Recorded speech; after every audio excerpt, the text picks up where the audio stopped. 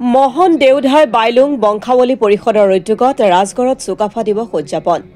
ৰাজ্যৰ বিভিন্ন প্ৰান্তৰ লগতে টিংখাঙৰ ৰাজগড়তো বৰ অসমৰ ভেটিগড় হোতা চাউলুং চুকাফাক স্মৰণ কৰি উদযাপন কৰা হৈছে চুকাফা দিৱস ৰাজগড়ৰ জিলা পৰিষদ ভৱনত মহন দেউধাই বাইলুং বংশাৱলী পৰিষদৰ উদ্যোগত আৰু ৰাজগড়ৰ সহযোগত চাউলুং চুকাফাৰ প্ৰতিচ্ছবিত মাল্যাৰ্পণ বন্তি প্ৰজ্বলনেৰে শ্ৰদ্ধাঞ্জলি জ্ঞাপন কৰি অনুষ্ঠানটি আৰম্ভণি হয় ইয়াৰ পিছতে টাই গীত লাই লুংখাম নৃত্য প্ৰদৰ্শন কৰা হয় এই অনুষ্ঠানতে ভৱেশ বৰুৱাৰ পৰিয়ালে আগবঢ়োৱা নতুন বছৰৰ টাই কেলেণ্ডাৰ উন্মোচন কৰে অৱসৰপ্ৰাপ্ত শিক্ষক থানুৰাম বৰুৱাই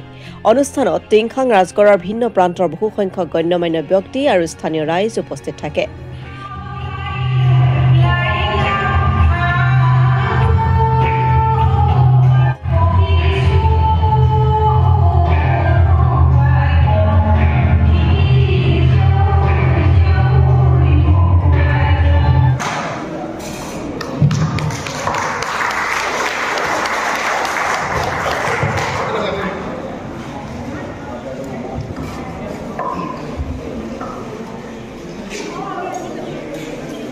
পৰিষদৰ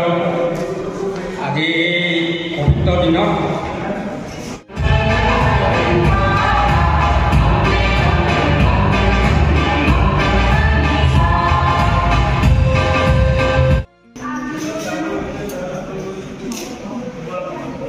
আমাৰ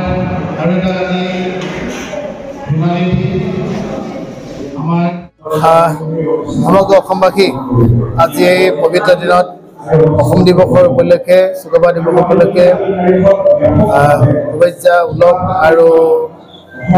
মৰম আৰু স্নেহ জনালোঁ আজি এই মহান দিনত আমি আজি ৰাজগড় মাজমজিয়াত ৰাজগড় জিলা পৰিষদ ভৱনত মহন দেউধাই বাইলুং বংশাৱলী পৰিষদ ৰাজগড় চুকাফা দিৱস উদযাপন সমিতিৰ সহযোগত ৰাজগড়বাসী ৰাইজৰ একান্তৰ সহযোগতে